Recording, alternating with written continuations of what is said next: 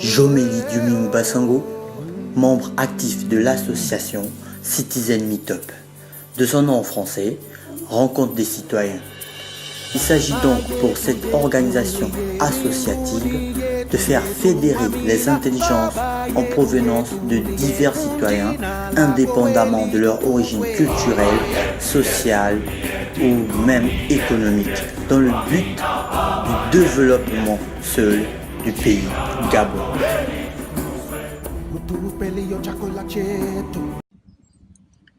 Bonjour à tous, c'est Jomélie Diumi Basango, étudiant en faculté de médecine de nationalité gabonaise et résident au Gabon.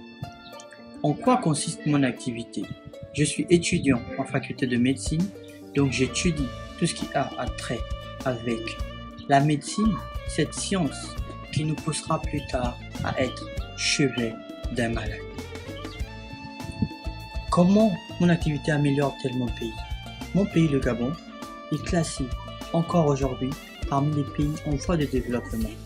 Mais il est de notoriété publique que ce statut de pays en voie de développement est une transition. Nous ne pouvons pas rester dans cette classification de pays en voie de développement. Et la médecine, elle également, n'est pas en reste quand il s'agit de développement. C'est pourquoi mon activité, c'est-à-dire en tant que médecin, consistera à ce que plus tard, je fasse partie de cette génération de médecins qui mettront à jour la médecine gabonaise de telle sorte que le Gabon soit coté en tant que pays développé. Le développement de votre pays requiert-il l'implication de tous les citoyens? Je dirais oui. Cette question n'a qu'une seule réponse, c'est oui.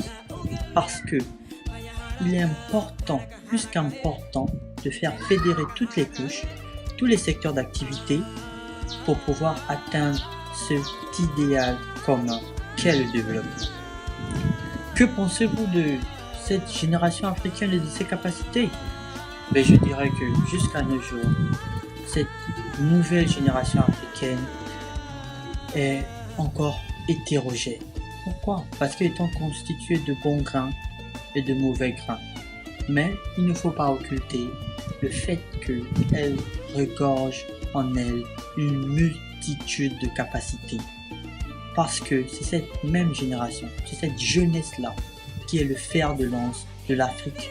Et c'est cette jeunesse-là qui permettra à l'Afrique d'amorcer un nouveau pan, une nouvelle période, une nouvelle grande période de son histoire.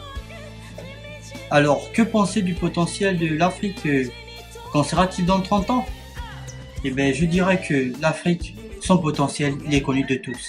Il est connu des Africains, il est connu également des continents hors Afrique, c'est-à-dire l'Europe, l'Amérique et l'Asie.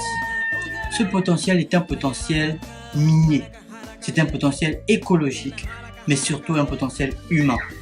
Alors moi, je n'ai aucun doute sur ce que je vois au sujet de l'Afrique dans 30 ans. Je vois l'Afrique dans 30 ans faire la concurrence économique avec la Chine. Je vois l'Afrique dans 30 ans faire la concurrence technologique avec les États-Unis. Un mot pour motiver, je dirais, n'attendons pas. Mon mot, c'est de ne pas attendre. Ne pas attendre que l'Afrique soit épuisée pour pouvoir la relever. Ne pas attendre qu'un leader se lève pour pouvoir s'en inspirer. Ne pas attendre que l'âge passe pour pouvoir commencer. Ne pas attendre que la domination occidentale, que ce soit économique, sociale, politique, soit trop grande pour pouvoir se révolter. Mon mot, c'est de ne pas attendre. Commençons. Je pense que dans l'édification de ce projet, l'auteur a voulu prendre en compte l'opinion de cette génération qu'il considère comme le fer de lance de l'Afrique, de cette génération qu'il considère comme le futur de l'Afrique. L'auteur n'a pas voulu attendre.